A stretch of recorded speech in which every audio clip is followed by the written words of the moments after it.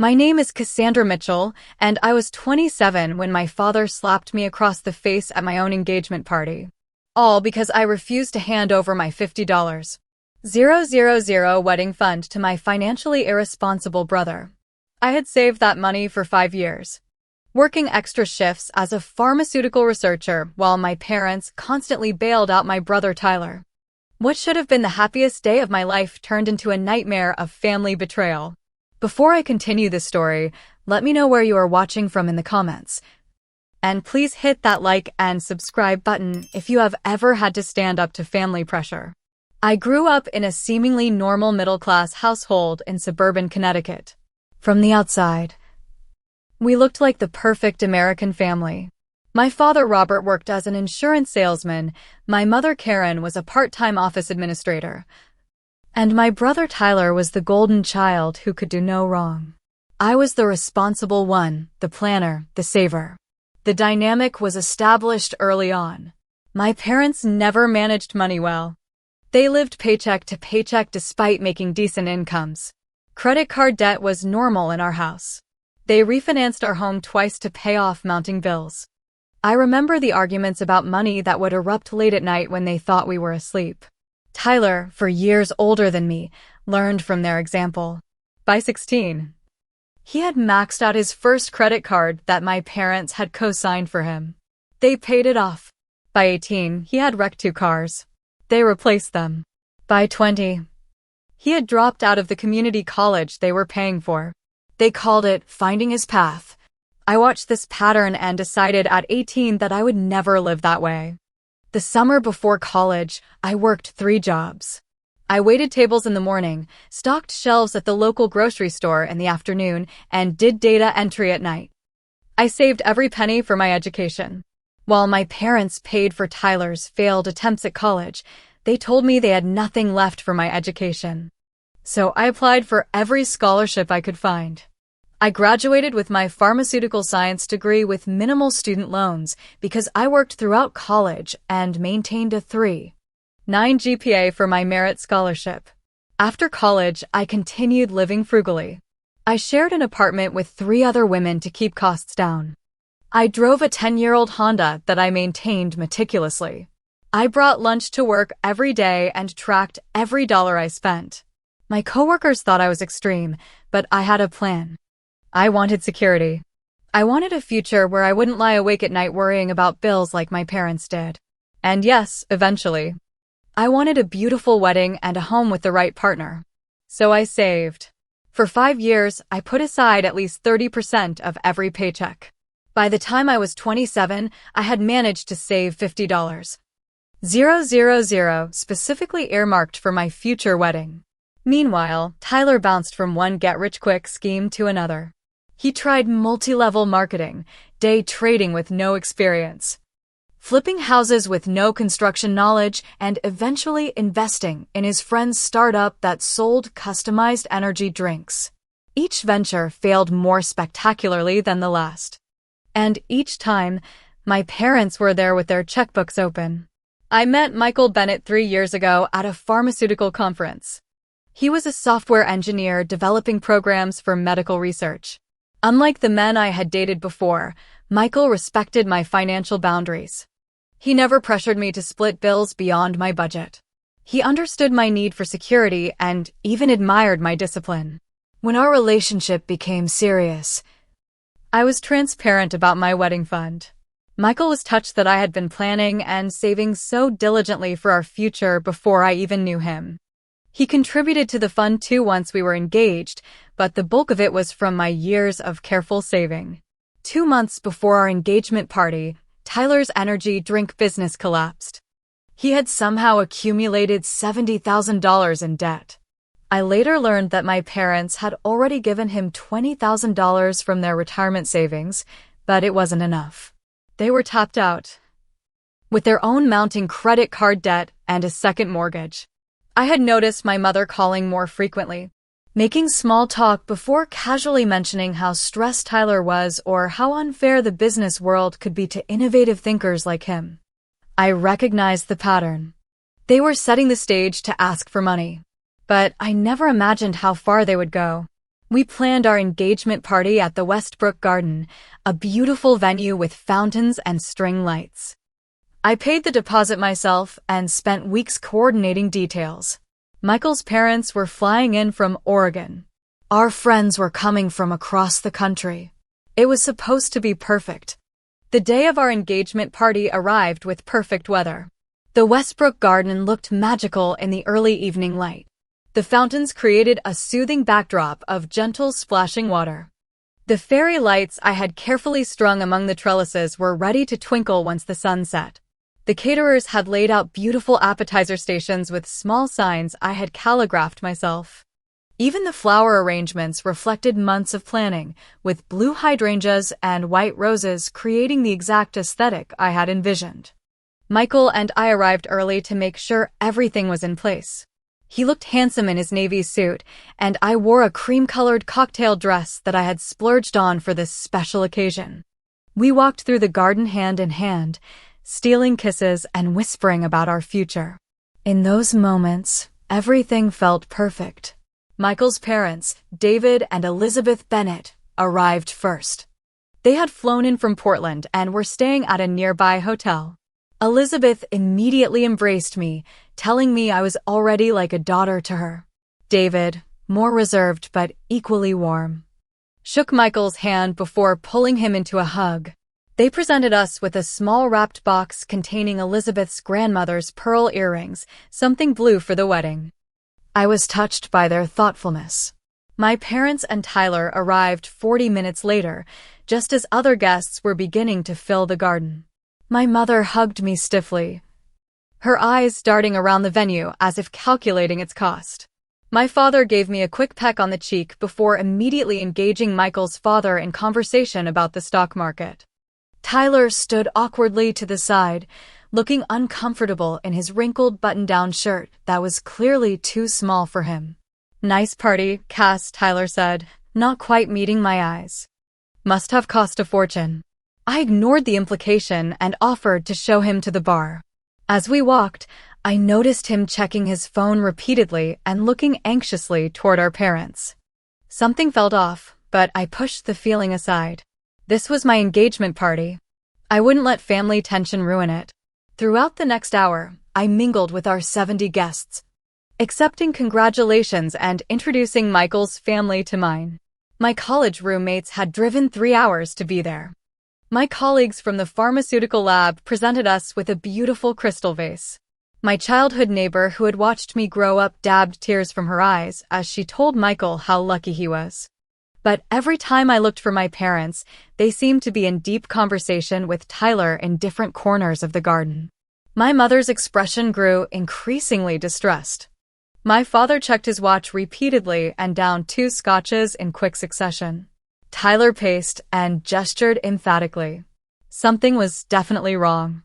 "Is everything okay with your family?" Michael whispered when we had a moment alone. "They seem agitated." "I'm not sure," I admitted. "But whatever it is can wait. Tonight is about us." At 8 o'clock, Michael clinked his glass for everyone's attention. The garden fell silent as he began his toast.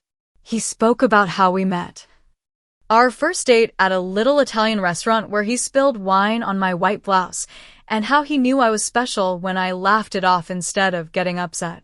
He talked about our shared values and dreams. Then he got down on one knee again, even though we were already engaged, and asked me to marry him in front of all our loved ones. The crowd erupted in applause as he slid the ring on my finger and kissed me. For that perfect moment, everything else faded away. I was happier than I had ever been. After the toast, our friends took turns sharing stories and well wishes. Michael's best friend from college recalled how Michael had called him after our first date, certain he had met his future wife. My best friend Heather shared how she had never seen me as happy as I had been these past 3 years with Michael. The joy in the garden was palpable. As the night progressed and dinner was about to be served, I felt a firm hand on my elbow. My father was steering me toward a small alcove away from the main party. My mother and Tyler followed closely behind. Michael was across the garden, deep in conversation with his college roommate. "We need to talk," my father said, his voice tight. Now. The look in his eyes made my stomach drop. Whatever this was, it wasn't going to be good. I allowed myself to be led to the secluded corner, already feeling the happiness of the evening beginning to slip away.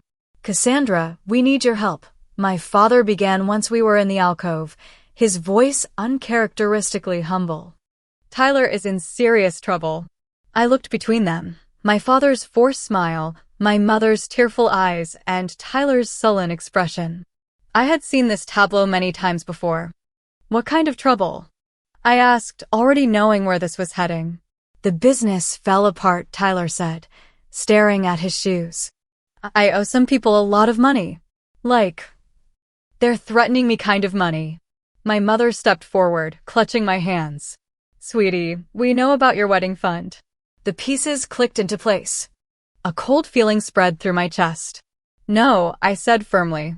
"Absolutely not." "Just listen," my father said, his tone hardening. "Tyler needs $50,000 to pay off these guys. These aren't people you mess with. He could get hurt." "And what about my wedding? The one I've been saving for since before I even met Michael." I pulled my hands away from my mother's grasp. "You can have a simple wedding," my mother suggested, as if she was offering a reasonable compromise. "Or postpone it a year while you save up again. You're good at saving." I couldn't believe what I was hearing. "I've been saving for 5 years, Mom. 5 years of extra shifts and skipped vacations. That money is for my future. Family comes first." My father said, his voice rising slightly. "Tyler would do the same for you." I actually laughed at that. "No, he wouldn't. He's never saved a dime in his life. And he's never paid back a single loan you've given him." Tyler's face darkened. "That's not fair, Cass. I've had bad luck." "Bad luck? You've had nothing but chances and bailouts. I worked for everything I have." I could see a few nearby guests beginning to notice our huddle and the rising tension. Heather caught my eye from across the garden, her expression concerned.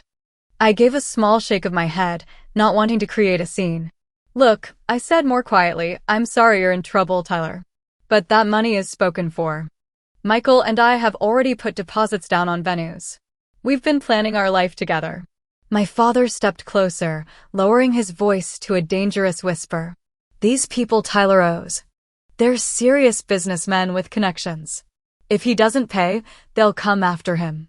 They might come after all of us. Is your fancy wedding worth your brother's safety? Worth your mother's peace of mind?" The emotional manipulation was so transparent it made me angry. "If it's that serious, go to the police." "We can't," Tyler interjected quickly. "There are contracts. I signed things." Of course he had. I took a deep breath. "My answer is no. I'm not giving you my wedding fund. Now, if you'll excuse me, I have guests to attend to." I tried to step around them, but my father blocked my path. I noticed his face had grown flushed, and the smell of scotch was strong on his breath. "You selfish little princess," he hissed. "After everything we've done for you. What exactly have you done for me, Dad? You didn't pay for my education. You didn't help with my first apartment. You've never even asked about my career unless you needed to borrow money." My mother gasped. "How can you say that? We gave you everything." "No, you gave Tyler everything. I worked for what I have." By now, several guests had definitely noticed the confrontation. From the corner of my eye, I saw Michael starting to make his way toward us, concern evident on his face. My father grabbed my wrist. "You listen to me. You're going to write a check to your brother tonight. Right now. Or this engagement is off." I wrenched my arm away. "You don't get to decide that. This is my life, my money, and my choice." "You ungrateful little bitch," he spat, the words slurring slightly. "After all we've sacrificed for you." Several gasps came from nearby guests who could now clearly hear us. My mother was crying openly, making no move to defuse the situation. Tyler just stood there, looking both embarrassed and expectant, as if he still believed I might give in. "I'm not giving you my money," I stated firmly. "Not now, not ever. Now please, let's not ruin this night." What happened next seemed to unfold in slow motion. My father's face contorted with rage. His right hand came up and swung toward me in a wide arc. The crack of his palm against my cheek echoed through the suddenly silent garden. The force knocked me backward, and I stumbled against a decorative column. The shock was overwhelming. My father had never hit me before. Not once in 27 years. My cheek burned, and I tasted blood where my teeth had cut the inside of my mouth. The entire party froze. 70 pairs of eyes witnessed my humiliation. Michael's parents stood with their mouths open in horror. Heather had her phone in her hand, and I realized dimly that she had recorded the whole thing. Michael reached us in seconds, putting himself between me and my father. "Don't you ever touch her again," he said, his voice shaking with fury. My father seemed momentarily stunned by his own actions, but quickly recovered. "This is family business. Stay out of it." I straightened up, touching my cheek gingerly. A strange calm settled over me. I looked my father directly in the eyes. "You're about to get a surprise you'll never forget," I said quietly. Then I walked past him toward the garden exit, pulling out my phone. Behind me, I heard my mother calling my name and Michael telling my father he needed to leave. I heard Tyler trying to defend our father, saying I had provoked him. With trembling fingers, I dialed 911. 911, what's your emergency?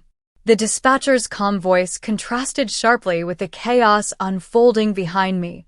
"I'd like to report an assault," I said, my own voice surprisingly steady, "at the Westbrook Garden." My father just slapped me across the face in front of 70 witnesses. "I'm safe now, but I'd like officers to come." As I gave the dispatcher the details, I watched the scene in the garden through the decorative wrought iron fence. Michael was still standing protectively between my family and the rest of the guests. His parents had joined him, flanking him like sentinels. My father was gesturing wildly, his face purple with rage. My mother was crying into her hands, and Tyler looked like he wanted to disappear. The rest of the guests stood in awkward clusters, some openly staring, others pretending to be engaged in conversation while stealing glances at the drama. Heather broke away from the crowd and hurried toward me. "Are you okay?" she asked, showing me her phone. "I got it all on video. Every word, the slap, everything." I nodded, feeling strangely detached. "I just called the police." Heather's eyes widened. "Good. That was assault, Cass." In front of everyone. She pulled me into a hug. "I'm so sorry this happened." Michael spotted us and came over, his face a mask of concern. "The caterers are serving dinner to try to normalize things," he said. "My dad kicked your family out of the main garden area. They're by the front entrance now." He gently touched my cheek, which was still bright red. "We should get some ice for that." I leaned into his touch. "The police are coming." He nodded without hesitation. "Good. I'll support whatever you want to do." This was why I loved him. No questioning, no trying to talk me out of it, just support. We could hear sirens in the distance. My father must have heard them too, because he suddenly appeared at the garden entrance, my mother and Tyler trailing behind him. "You called the police," he shouted, his voice slurring more noticeably now. "Over a little family disagreement? Have you lost your mind? You assaulted me in front of 70 people, Dad. That's not a disagreement. That's a crime." "I barely touched you," he protested, looking around wildly as if seeking support. "Tell them, Karen. It was just a tap." My mother looked torn, her loyalty to my father warring with what she had witnessed. "Robert, you did hit her pretty hard," she admitted quietly. "Whose side are you on?" he snapped at her. 2 police cruisers pulled up to the curb, their lights flashing.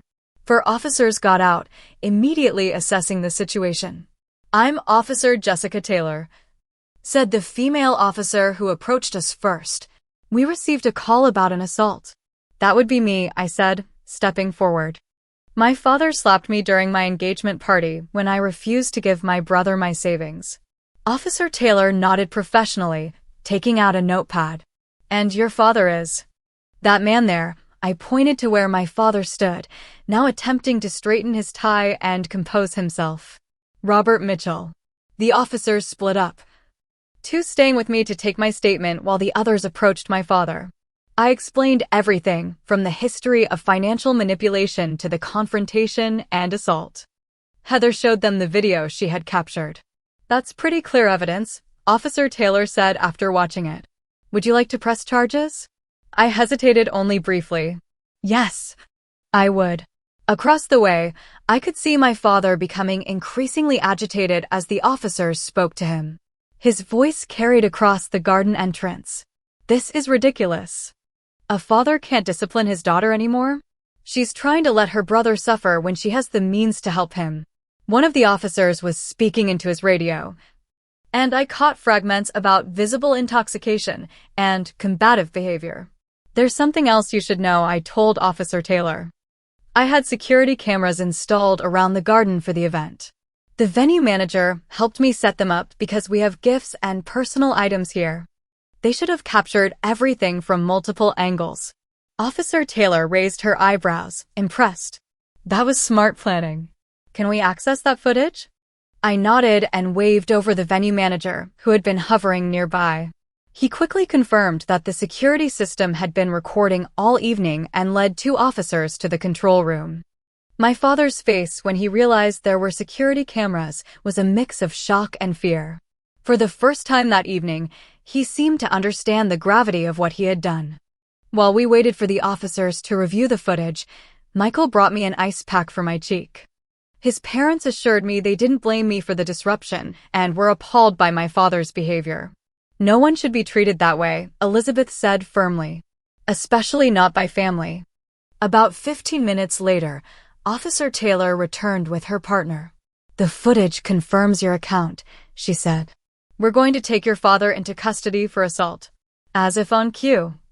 The other officers approached my father, who had been sitting sullenly on a decorative bench.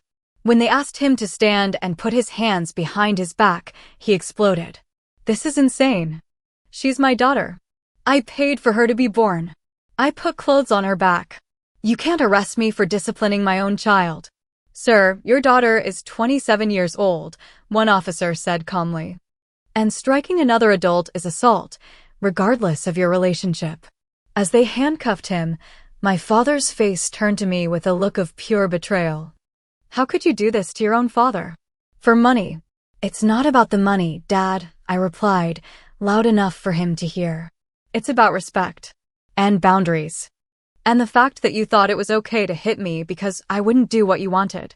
As they led him toward the police car, he suddenly blurted out, "The debt collectors will come after all of us. They know where you live, Cassandra. They know where you work." Officer Taylor paused. "What debt collectors would these be, sir?" My father clamped his mouth shut, suddenly realizing he had said too much. But Tyler, perhaps seeing an opportunity to shift blame, jumped in. "Just some guys Dad borrowed money from for my business. They're kind of in the gambling world." The officers exchanged meaningful glances. "We're going to need more information about that," one said. As my father was placed in the back of the police car, the reality of what had just happened began to sink in. My own father was being arrested at my engagement party. The celebration was ruined. And apparently, there was an even darker secret involving illegal gambling debts. My mother approached me cautiously, her mascara streaked down her cheeks. "Please, Cassandra, drop the charges." He didn't mean it. He's just desperate because of the money. These men have threatened him. "What men, Mom? What has Dad gotten himself into?" She looked away. "I don't know all the details. He's been borrowing to help Tyler, but also to cover some betting losses. It got out of hand." I shook my head in disbelief. "So this isn't even just about Tyler's business failing. Dad has a gambling problem too." "It's not a problem," she insisted weakly. "He just had some bad luck." The familiar refrain made me want to scream. Bad luck isn't a pattern that lasts decades, Mom. That's called consequences. As the police cars drove away with my father, and the remaining officers continued to take statements from willing witnesses, I looked around at the beautiful garden that was supposed to host one of the happiest nights of my life. The fairy lights still twinkled. The fountains still burbled peacefully. But everything had changed. Michael put his arm around me. "What do you want to do now?" he asked gently. I leaned into him, suddenly exhausted. I want to thank everyone for coming, apologize for the drama, and go home. This party is over. The week following my engagement party was a blur of police statements, tearful phone calls from my mother, and awkward explanations to friends and colleagues who had witnessed the debacle. Michael took time off work to support me, fielding calls and helping me process the shock. 3 days after the arrest, Officer Taylor called me with disturbing news. The investigation into my father's gambling debts had uncovered a pattern of illegal activities stretching back almost a decade. Your father has been involved with an underground gambling ring, she explained carefully. Not just as a patron, but helping to recruit new players and taking a cut of the profits. That's how he's been supplementing his income to bail out your brother's failed businesses. I sat heavily on my couch, phone pressed to my ear. Are you saying my father is part of some kind of organized crime? I wouldn't go that far, Officer Taylor said diplomatically. But he's definitely been operating in a gray area of the law for some time. The district attorney is considering adding charges of illegal gambling and possibly even money laundering to the assault charge. This revelation explained so much about our family dynamics over the years. The mysterious business associates who sometimes called our home late at night. The weekends when my father would disappear for sales conferences, but return with no materials or new contacts. The cash he always seemed to have despite our perpetual financial struggles. More shocking revelations followed when my Aunt Patricia, my father's sister, called me the next day. I saw what happened on Heather's Facebook, she began. I'm so sorry, Cassandra. But I need to tell you something that might help make sense of all this. She proceeded to tell me that my father had borrowed $15,000 from her 3 years ago, claiming it was for my graduate school expenses. I had never attended graduate school. The money had likely gone to Tyler's failed food truck venture that year. I always wondered why you never thanked me for helping with your education, Aunt Patricia said. Now I understand you never knew. This call triggered an avalanche of similar revelations. My father's brother had invested $10,000 in a business opportunity that my father had presented as my first home down payment. My grandmother had contributed $5,000 to what she thought was a medical procedure I needed that wasn't covered by insurance. Even my cousin had loaned my father $3,000 for what he believed was a car repair after I had supposedly been in an accident. All told, my father had stolen nearly $40,000 from our extended family by using my name and fictional needs as the pretense. No wonder they had seemed so cold to me at family gatherings in recent years. They thought I had taken their money without so much as a thank you. I was devastated and humiliated. Not only had my father been stealing using my identity, but he had also been tarnishing my reputation within the family for years. When I called each relative to explain and apologize, most were understanding. But the damage to our relationships would take time to repair. Meanwhile, Tyler was facing his own reckoning. With my father in legal trouble and my mother frantically trying to secure a lawyer she couldn't afford, Tyler was suddenly without his safety net. His creditors were calling. And there was no parental bailout coming this time. He showed up at my apartment unannounced 5 days after the engagement party, looking haggard and desperate. Can we talk? He asked when I opened the door. I hesitated, then stepped aside to let him in, leaving the door open. Michael was due back with dinner any minute. And I wasn't comfortable being alone with any family member right now. Tyler paced my small living room, running his hands through his unwashed hair. This is all such a mess, Cass. Dad's lawyer says he could face serious jail time. Mom's a wreck. And these guys I owe money to are getting really impatient. What do you want from me, Tyler? I asked tiredly. I've already told you I'm not giving you my wedding fund. I know, he said quickly. And I get it now. I really do. But maybe you could loan me just enough to make a good faith payment? Like $5,000? Just to buy me some time to figure things out. I stared at him in disbelief. Are you serious right now? After everything that's happened? I'm desperate here, he exclaimed. These aren't nice people, Cassandra. They've started calling Mom too. Showing up at her house. Then go to the police. I suggested, not for the first time. I can't. He looked genuinely frightened. Dad wasn't just helping me with money. He was introducing me to investors. Turns out some of those investors were using the business to launder money. If I go to the police, I could be implicated too. I felt a cold wave of realization. Were you involved in Dad's gambling operation? Tyler wouldn't meet my eyes. Not directly. I just knew about it. And sometimes let them use my business accounts to move money around. I didn't ask questions. Oh my God. I sank onto my couch. Our entire family is criminal. Not you, Tyler said with a hint of bitterness. Perfect Cassandra, always following the rules. Before I could respond, Michael arrived with takeout bags. He assessed the situation quickly, setting the food down and coming to stand beside me. Everything okay here? He asked, his tone making it clear he was ready to ask Tyler to leave if necessary. Tyler was just explaining how he and Dad were involved in money laundering, I said, too exhausted for subtlety. Michael's eyebrows shot up. I think it's time for you to go, he told Tyler firmly. Fine. Tyler headed for the door, then turned back. For what it's worth. I am sorry about what happened at your party. Dad was way out of line. He paused. But you could have just helped family, Cass. That's what we're supposed to do for each other. After he left, I broke down in Michael's arms. The weight of all the revelations, the betrayal, the public humiliation, and the destruction of what family meant to me came crashing down at once. I don't even know who they are anymore, I sobbed. Everything I thought about my childhood, about our family dynamics, it was all built on lies and manipulation. Michael held me tightly. I'm so sorry, Cassandra. No one deserves this. Later that evening, my phone lit up with a text from my mother. Your father's bail is set at $25,000. We don't have it. Please help us. He doesn't belong in jail. I showed the message to Michael, who shook his head in amazement. They're still trying to get your money, just in a different way now. I turned off my phone and curled up next to the man who had stood by me through this nightmare. I need some distance from all of them, I decided. At least until I can figure out what kind of relationship is even possible going forward. The next day, I contacted a therapist who specialized in family trauma. As I sat in Dr.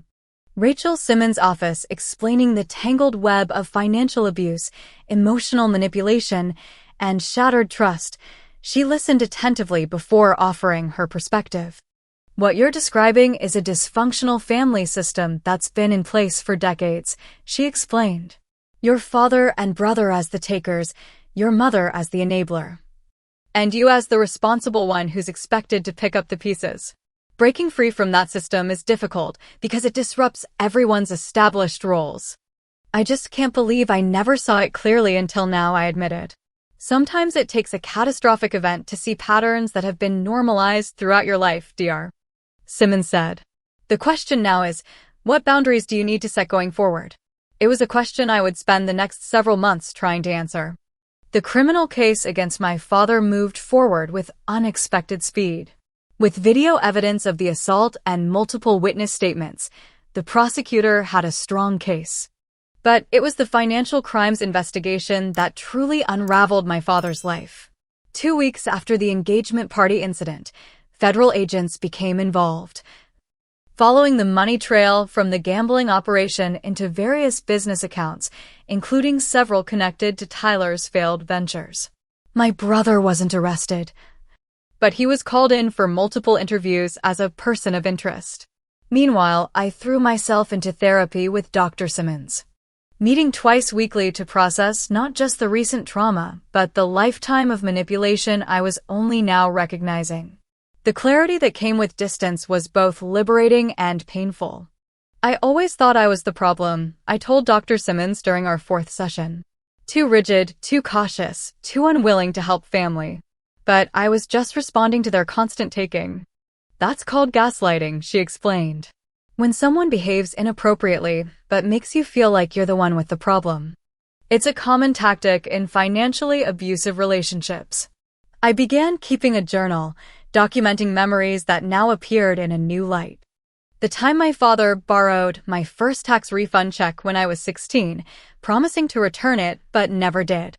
The The Christmas when Tyler received a car while I got a sweater because you're more practical and don't care about material things.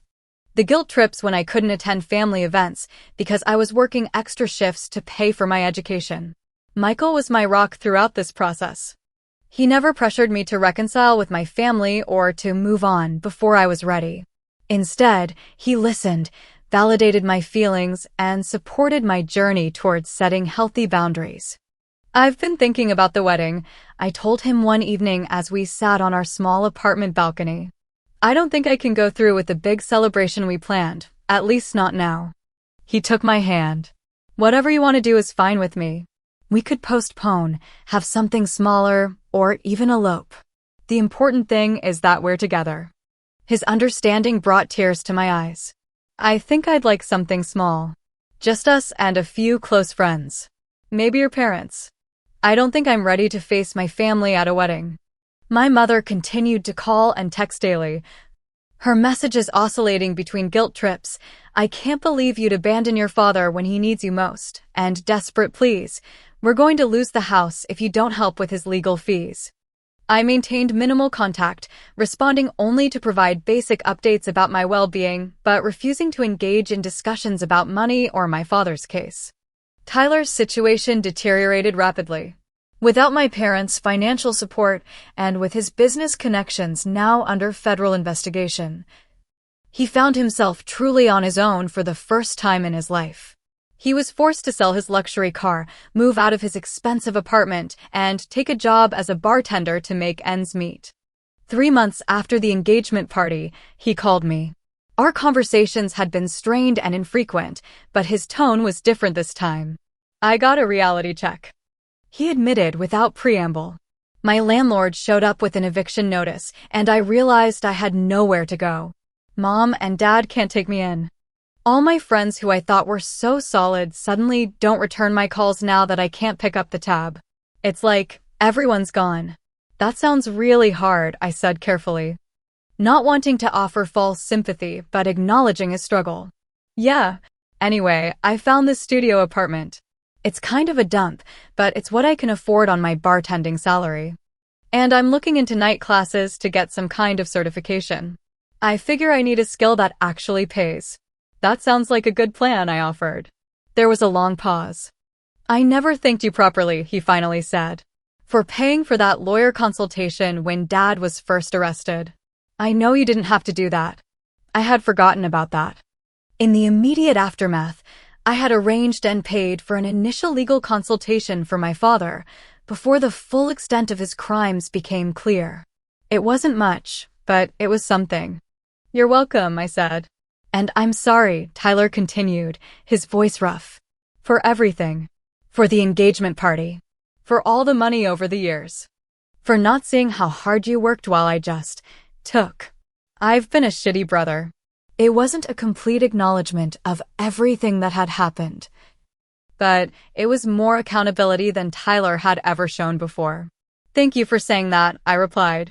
Meanwhile, I reconnected with extended family members who had been victims of my father's schemes.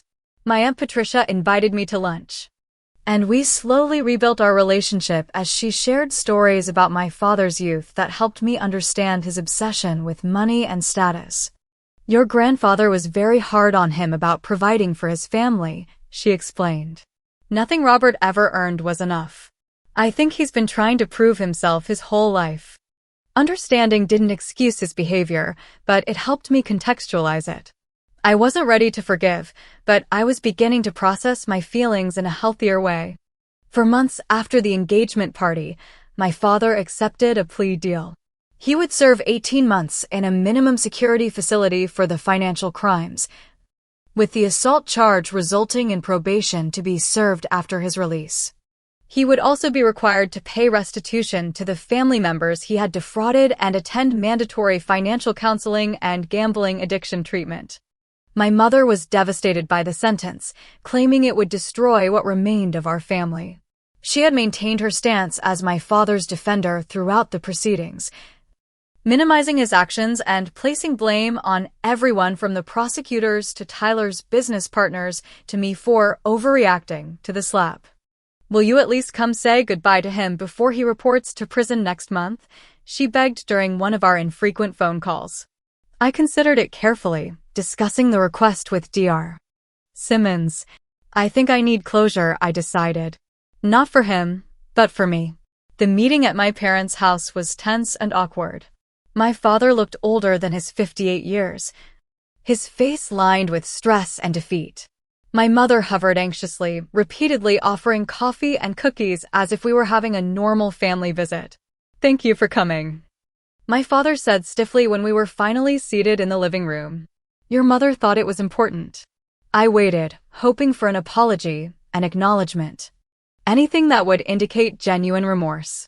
But my father just sat there, looking uncomfortable and slightly resentful. Is there something you wanted to say to me? I finally asked. He shifted in his seat. I'm sorry things got so out of hand at your party. I was under a lot of pressure. It wasn't a real apology, just another excuse. I nodded, accepting that this was probably the best I would get. I hope the counseling helps, I said. And I hope when you come home, you'll have found healthier ways to deal with pressure. As Michael and I left, my mother followed us to the door. He really is sorry, she insisted. He just doesn't know how to say it. I know, Mom, I said, giving her a brief hug. Take care of yourself while he's gone, okay? Focus on your own healing. In the car, Michael asked if I was all right. Actually, yes, I realized. I didn't get the apology I wanted. But I don't need it anymore. I know who they are now. I know who I am. And I know the kind of life and family I want to build going forward. That evening, we revisited our wedding plans. We decided on a small ceremony in a botanic garden with just 30 guests, including Michael's family and our closest friends. We would use part of my wedding fund for the celebration, put another portion toward a down payment on a small house, and use the remainder for therapy and building our new life together. Are you sure? Michael asked. That money was for your dream wedding. I smiled, feeling more certain than I had in months. Dreams change. I don't need a fancy party to prove anything anymore. I just need us. Building something healthy and real together. As we finalized our new wedding date, I felt a weight lifting. For the first time since the engagement party disaster, I was looking forward to the future again.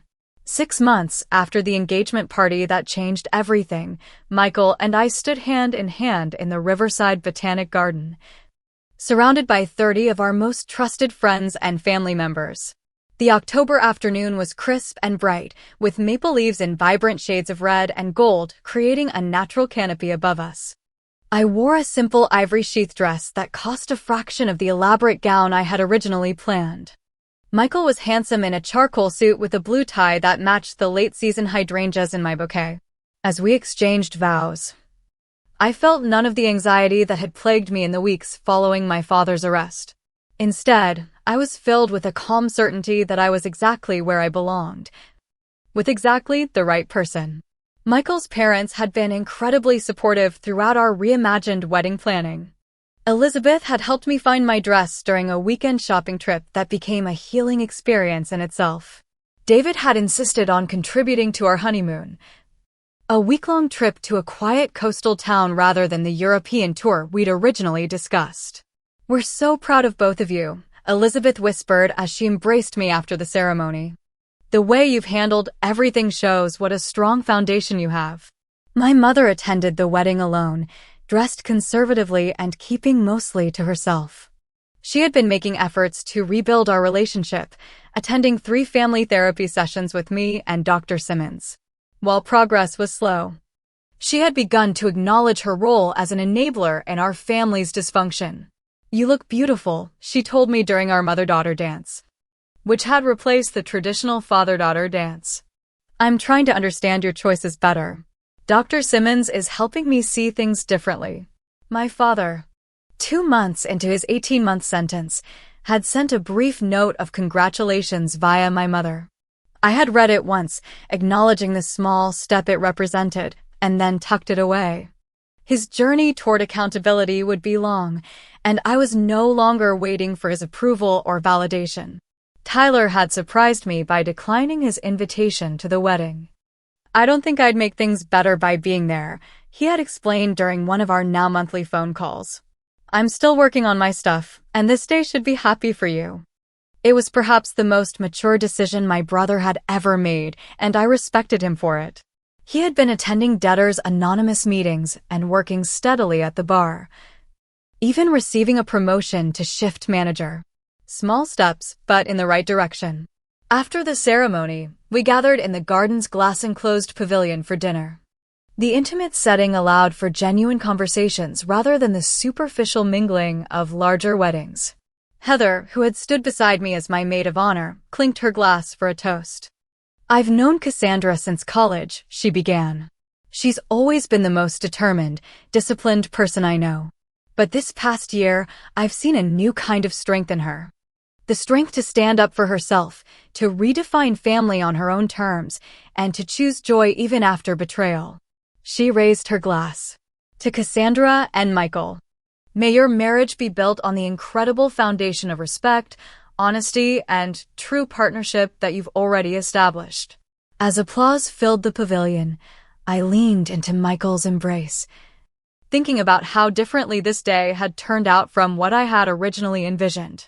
The elaborate venue, extensive guest list, and lavish details I had once thought essential had fallen away, revealing what truly mattered: commitment, integrity, and authentic connection. Some of my wedding fund had indeed gone to therapy sessions, both individual and family. Another portion had been set aside as a down payment on the modest 3-bedroom house we had closed on last month. The remainder covered this smaller, more meaningful celebration. I regretted none of these decisions. During the months of healing and rebuilding, I had connected with other survivors of family financial abuse through an online support group recommended by Dr. Simmons. Their stories helped me realize how common this pattern was and how difficult it could be to break free from family expectations, especially for women. I had begun volunteering with a financial literacy program for young adults, sharing my experience as a cautionary tale while teaching practical budgeting skills. As the evening progressed and our guests enjoyed the simple but elegant dinner we had chosen, I stepped outside for a moment of quiet reflection. The botanical garden was peaceful at dusk, with pathways lit by subtle ground lighting and the last rays of sun filtering through the trees. Michael found me there a few minutes later, draping his jacket around my shoulders against the October chill. "Any regrets?" he asked softly. I turned to look at him. This man who had stood by me through the most challenging year of my life. "Not one," I answered honestly. "I wish things had been different with my family. I wish my father had been the man I thought he was growing up. But I don't regret standing my ground, and I definitely don't regret marrying you today exactly like this." He smiled, pulling me close. "I'm so proud of you. I know this year has been incredibly hard." "It has," I acknowledged. "But it's also been clarifying. I know now that respect can't be bought. Boundaries aren't selfish. And real love doesn't come with financial strings attached." We returned to our reception, where our chosen family awaited.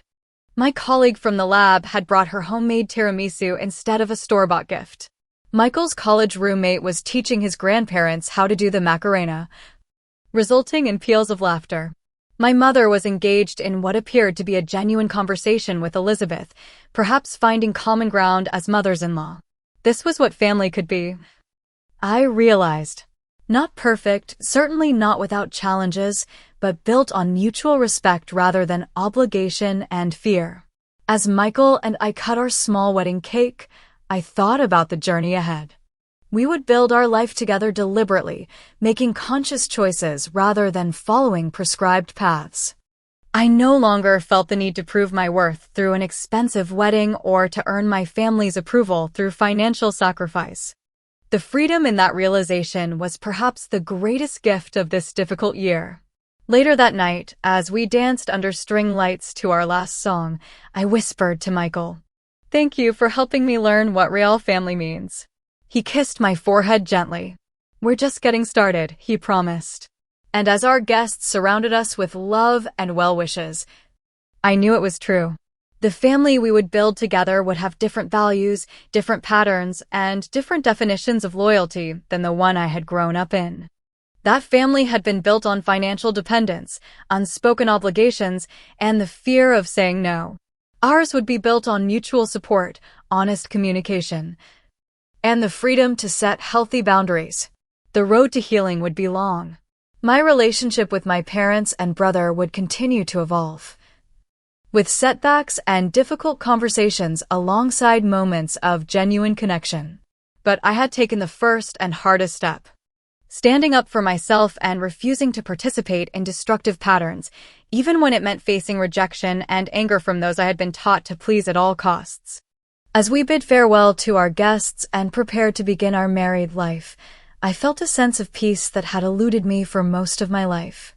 The $50,000 wedding fund that had triggered so much drama had ultimately given me something far more valuable than the perfect celebration. It had given me the chance to redefine family on my own terms. "What are you thinking about?" Michael asked as we drove away from the garden, our simple reception finished, our new life together just beginning. "I'm thinking that sometimes the hardest moments lead to the most important growth," I replied. "And I'm thinking how grateful I am that we get to decide what our future looks like together." Have you ever had to stand up to family pressure for your own well-being? I hope my story shows that setting boundaries, while painful, can lead to tremendous personal growth and healing. If this resonated with you, please share your experiences in the comments below. Don't forget to like this video and subscribe to my channel for more stories about finding strength through difficult family situations. Thank you for listening to my journey, and remember, sometimes saying no to others means saying yes to yourself.